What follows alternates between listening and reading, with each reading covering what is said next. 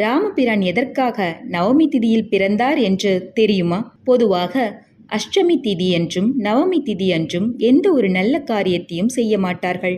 இதனால் வருத்தப்பட்ட அஷ்டமியும் நவமியும் மகாவிஷ்ணுவிடம் சென்று முறையிட்டார்கள். நவமி திதி அன்றும் அஷ்டமி திதி அன்றும் எந்த ஒரு நல்ல காரியத்தையும் செய்ய முன்வர பயப்படுகிறார்கள் மக்கள். எங்கள் இருவரையும் ஒதுக்கி வைத்துள்ளார்கள்.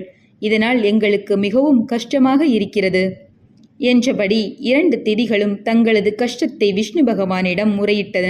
அவர்களுக்கு ஆறுதல் கூறிய விஷ்ணு பகவான், உங்கள் இருவரையும் போற்றக்கூடிய நாள் வரும், அதுவரை நீங்கள் இருவரும் காத்திருக்க வேண்டும் என்றவாறு கூறினார். இதன்படியே அஷ்டமி திதி அன்று எம்பெருமான் கிருஷ்ணர் அவதாரத்தையும் நவமி திதி அன்று ராமர் அவதாரத்தையும் எடுத்தார்.